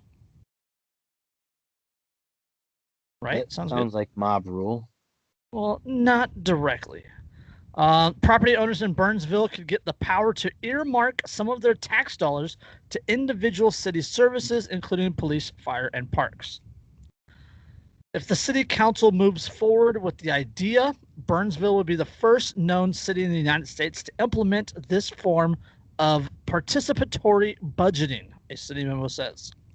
The city's council first discussed the idea at a February work session and will continue conversation Tuesday meeting. Quote, it really comes down to whose money is it, says city council member Kara Schultz, who proposed discussing the change. Quote, I think the answer is it's the residents' money.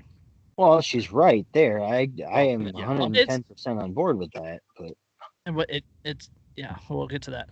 However, the concept comes with legal, practical, and equity concerns. And I hate at that least word. one council member has expressed skepticism about its usefulness. Quote, I absolutely hate that word equity. Absolutely hate that word equity. Yep. Quote, I'm always interested in living our values and our vision, which is really to be bold and innovative, says city manager Melanie Mesco-Lee. Quote, I also think we need to think about the practical impact.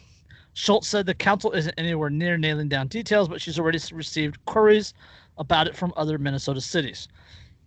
Quote, what I'm proposing is starting modestly, she said, adding that it could involve steering an amount as small as $20. Schultz said participatory budgeting already exists. Citizens commissions make recommendation on city spending. Federal tax forms include the choice to direct some portion of the income to the presidential election campaign fund. City council member Dan Keesley said he favors the idea, quote, it's participatory democracy, which I like it.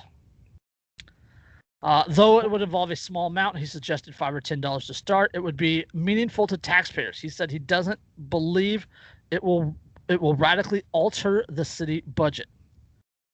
Cities struggle to get residents involved, included in the budgeting process, and this would bring greater participation. He said officials would also learn about the residents' preferences. Right. Do you not know already? Well, aren't you supposed to as an elected representative? Isn't that kind of part of the job description of being a representative? Is you're supposed to know what your constituents want? So definition of a representative. The article goes on; it just repeats the same thing. But what it really comes down to is what the city is proposing is that they take a portion of the budget, what they bring in. In this case, I think it would be property taxes. So instead of all the property taxes going into the general fund, and then the city saying, "All right, well, we're going to budget to this and this and this and that and this," the residents of the city would get a say in where that money goes. Revolutionary. Right? So you could say, Christopher, you get $20 or $25 or whatever, and you can send, $5 to the parks and $15 to whatever. right? And then like Mhm. we would not send money to the police, but we could send money to the fire department or this or whatever. And I would really like to see the police not get much money out of this, but the point is Andrew's over that there laughing his ass off. what, Andrew? Come on now. It's We're gonna almost steal like, it from you, but I'm gonna let you decide how to spend this exactly. it's time almost for like people action. maybe should be able to determine how they spend their fucking money. You know who originally came up with the term voluntarism? It was, oh God, what was the fucking guy's name? I can't remember the guy's name, but he came up with a series of writings from the 1880s. It is. You're gonna say it, and I'm gonna be like pissed off because it's on the tip of my tongue. It is. Damn it! I have to look it up. I am looking it up now. Oberon Herbert. Yes, Auburn Herbert. He came up with the term in a series of writings in the 1880 about. He has a really good couple of essays. Oh no. Oh no. That was his. Oh. That was his push. It was a voluntarily funded government. Well, that's the thing is, that's what makes me laugh. So that's why I was laughing so hard. It's just like I it's agree. almost like if people want to maybe choose how their money is spent. Where if you give people the choice to spend their money how they want to, that maybe they will spend it on the things that they value, like parks and fire departments, fire departments, roads, maybe a road or two. I fucking hate roads because I'm an anarchist. two things I hate: roads and other anarchists. Yeah, that's dumb anarchists. They ruined anarchism. Andrew, you hate roads because of your truck. I don't need fucking roads because of my truck. What if there weren't any roads? I would still go wherever the fuck I want. Fuck your bitch ass roads. Yeah, I don't fucking care. We have fucking flying cars weren't for the government suppressing the free market anyway. I mean, I hope not. Are you kidding me? Like, people talk about flying cars, and I just go, people can't figure out in regular, like, 2-dimensional space driving how to handle their vehicles. If you had a third dimension, it's funny you say that because there was an article today about hot air balloon flying into a high electricity line and the basket coming decoupled from the balloon and falling 120 feet to the ground and killing 5 people. Yeah, but just with flying cars, it would be really they all died in only 120 feet. That's actually kind of surprising. Yeah. It's I want flying cars for Darwin in the sky. Well, Andrew, you figure at 120 feet. Plus, I'm sure they absorbed a little bit of that voltage themselves. Well, I think they were probably mostly dead by the time they hit because they were not voluntarily funded electrical lines. Yeah. At 120 feet, realistically, if you bend your knees a bit and things, you should just suffer severe injuries and not necessarily die.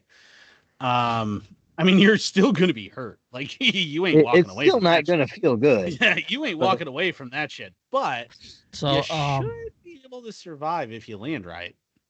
So, a memo prepared by the city staff identified some of the limits of letting taxpayers decide exactly where their money goes. Only the city council has the power to set the tax levy, but residents could give input on spending and the city council can vote to approve their wishes. Such a change would require a new technology and staff and move away from the budget based on need, leaving deficits in some areas and surpluses in others. Oh no! So that means you might actually not be funded. Hold on. Equity challenges exist.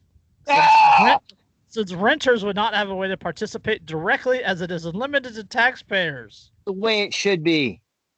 Wait. Because it's property taxes. Because it's based on property. So renters don't pay taxes in the area they live? Is that the implication? Taxes, but not property taxes. That's fucking retarded. it's the portion of the property tax. So your landlord pays the property tax out of pocket. See, You technically pay it by paying him rent. Yeah, but here's the problem though with that is like that sets up. Did you just say rent is theft in a roundabout way? No. What I'm saying, well, that's kind of what he said, I think. No, it is not. I think that's pay what your rent. Fucking commie. You fucking commie. Fucking commie. The fuck out of here. You pay your rent, then your landlord takes a portion of your rent and puts it towards his property tax on the property you voluntarily rent. And taxation is theft. So what you just said is rent is theft. By the transfer of property. Yeah, that's what I'm hearing. So. It's our property, bro. What are you talking about? Yeah, what you know what, Chris? Why don't you just throw a beret on with a red star and just start fucking marching for Comrade Mao, all right? How about you just, fuck you? No. Well, FPC stands for fuck police comrade, right? Yeah, I think that's what. Pretty sure, fucking commie. No, my first objection is that creates a special class of citizen that's a landowner, which interestingly enough is what the United States Constitution originally did. So hey, look at that. Why don't we get back to the the Constitution? We just been like the Constitution when it was originally written, and we stuck to that, and we didn't change it. Oh, you mean like how only white over 21-year-old male landowners had any actual say at all? Not just white male white Protestant landowners. Yeah. Yes. Yeah, like that they're the only ones who had any say. Yeah, that sounds fucking great. Yeah. I'm sure that's the best way to run a country. Totes. Are you kidding me? Do you know how many, if they were the only ones in charge, you know how much everyone would be overpaying for weed? Let's be honest. I have an article for you later about woke coke. Woke. And it's people in Britain paying twice the amount for sustainably harvest cocaine. Ethically sourced. Ethically sourced cocaine. Is this free range blow? Because at least I'm saving the planet. Yes. But it's just the thing is that makes me laugh about this article so much is it realistically, first of all, anyone who's familiar with Burnsville, like, are you surprised that they're this tone deaf? I'm not. But the other big thing is that it's really what it is it's a local government admitting that they have been ignoring what local people want for a very long time and are finally going to tiny bit listen to them. It's like with their, it'll let us know what they value. How do you not know? Yeah, we're gonna take $5,000 in property taxes from you, but we'll let you decide where $20 of that goes. Yeah, and how did you not know already? You are supposed to be an elected representative, which means you are supposed to represent the wishes and will of the people who elected you. They don't care. Yeah, but they don't care, and that's the thing. That's where anarchists point out to people who believe in wave the flag, the filthy flag wavers, right? The Constitution humpers, and point out to them, you're living in a deluded reality. Because the reality is, even if voting works, that's what it is. We live, like 20 years after it was like signed in. We live in a post-constitutional society, in a post-constitutional world. They don't care about the Constitution. Yep. No, they don't care about the laws. Yeah, they don't care. Just because it says it on paper that they can't do these things or they're not allowed to, that doesn't have any bearing on whether or not this is what any of these people are doing. It doesn't have any impact on any of this. They will simply ignore everything. I deal with that every day. Like, I have so many customers that I have come in where we talk about how much they hate the city council and how the city council doesn't listen to us and they don't care and they just keep doing what they want to do regardless of what anybody else wants to do. And they're like, "Oh, you should run." And I keep telling them, but there's no point. One, because I won't win because no one pays attention. And two, because even if I win, what am I going to do against the rest of the city council that still doesn't care what the residents of the city want? Yeah, I can't do anything. You'll be one of 13, and then they'll spend half of the next session chastising you and propagandizing you and talking about you in the media. Yeah, which means you won't get to be elected, so you never. Yeah, it won't matter. Yep. It's a meaningless gesture. So, all right, let's. I don't have anything else. You got anything else? I wish I had like a picture of like the president that could do the Sinead O'Connor fight the real enemy. Older people get that. The younger millennials and the Gen Zers, they don't get that joke. Younger people don't even know who Sinead O'Connor is. Yeah, they have no idea, which is a goddamn travesty. They don't know who Sinead O'Connor is. She was Irish. She made awesome music. Go listen to her and watch her when she appeared on SNL back when it was funny. Yeah, they're not going to do that. Yeah, I know. They don't care. We can reel them in. Free Britney. Yeah, free Britney. Yeah, you know what? I'm old enough to remember when Britney Spears was like a teenager and did this weird I'm innocent but also sexual thing that made everybody uncomfortable. Unless you're also a teenager, in which case you were really, really not uncomfortable, except in the GS area. Yeah. Well, I was also a teenager at the time, so yeah, it was that's fair. You really wanted to be not wearing gym shorts. Yeah. I mean, and the weird thing is that like that also happened with Miley Cyrus, right? Like for a little bit, where she was like this weird, like but don't worry, pedophiles don't control Hollywood and the music industry. Britney's Conservatory, that would probably make a really good episode.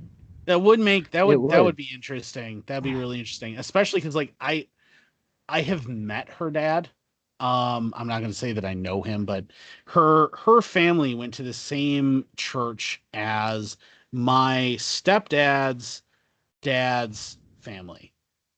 They lived in Mississippi, right on the border of Mississippi and Louisiana, and so they went to the same church in Louisiana that her family went to. I actually met Jamie Spears multiple times when I was younger and stuff. Weird, but a fact. But like so like I've met them, and so yeah, that would be an interesting story. The conservatory, like the things that are in the media, are fucking just so terrible. Well, it's the same in reference to her, or reference to what she can do. Like she has an IUD, right? That she says she has an IUD, and she wants to have another kid, but she can't get the IUD out because the conservatory is the only person that can make medical decisions for her. Yeah, so she can't even choose to have a child with her own body. She can't. Yeah, that. I mean, historically, she hasn't made great choices about who to have children with, but how many women do we know? Neither have you. Yeah, I mean, okay, well, yes. I'm just staying out of this one. It's the way it happens. I'm staying out of this one. All three of my daughters' mothers. I did it again. Yeah, all three of my daughters' mothers are just really subpar humans. Just as human beings, they fail pretty spectacularly. All right, before we get sued for slander, we mean in Minecraft, in GTA 5. The statements of Andrew in this particular instance do not represent the views of this program. Views of the rest of us. The preceding program is intended for purely entertainment purposes and is not intended to be representative of the beliefs of any of the people who actually say any of the things that you're about to hear, or the company that sponsors them, which is not actually a company at all because we don't get paid for this. Brandenburg V, please don't sue us. All right, we're out some plugs. Let's get out of here. Speaking of companies that don't support my message, Can you still tout them? Yeah, you totally still do that. That's they haven't told me no yet, so it's If you want to care for your beard like a Viking, I realize that my beard is much smaller than it used to be, but it will grow Doesn't even count back the beard. relatively quickly because I have exceedingly high testosterone. Because I'm a Half the beard he used to be. yeah.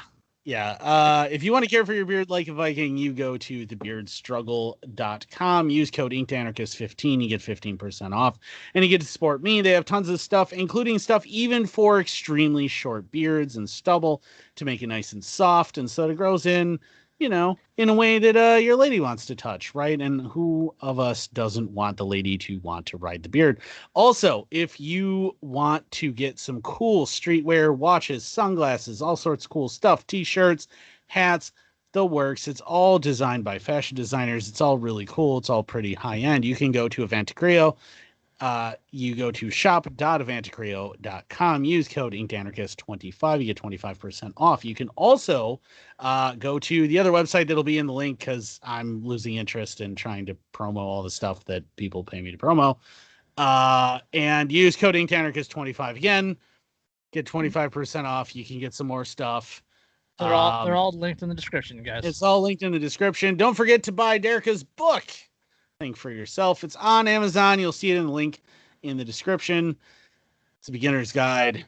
It's a workbook. Don't misinterpret it, for the love of God.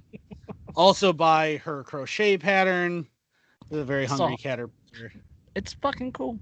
It is pretty cool. I wish I'd had it, for my daughters and stuff. It would have been neat. And all right, you should check out RTA Magazine.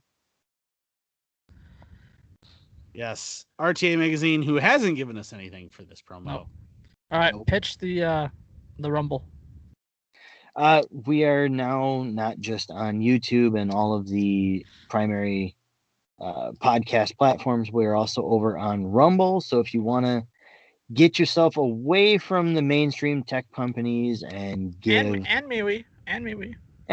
We do have a page over on MeWe dedicated to the podcast. Occasionally, I'll throw some funny crap that I find floating around. My reach on social media has been severely diminished since last fall. Yeah, since none of you fuckers are on Facebook anymore. Yeah, the only thing that posts on the Anarchy Among Friends Roundtable Facebook page is the podcast. Yeah. I mean we got I'm banned. I'm permabanned. Chris is permabanned from Facebook. But if you want to interact with us, come and find us over on MeWe. Andrew and I are both over there. Linked in the description. Yep. You can find me at Inked Anarchist on MeWe. You can find me at Inked Anarchist on Twitter. You can find me at Inked Anarchist on Instagram. Still, somehow I haven't been banned from there yet. Which is funny because that one. Instagram is owned by Facebook. Yeah, but they haven't banned me yet. Which is funny because when my Facebook account Instagram went at the exact same time. All right. On that note, I don't have anything else. You guys got anything else? Nope. No. Fight the real enemy. Rip. Hashtag be like Johnny. Yes, be like Johnny. Make that fucking trend, people. Come on, man. We can do it. Yeah, we miss you already, Johnny. We'll catch you on the next one. Peace. Peace.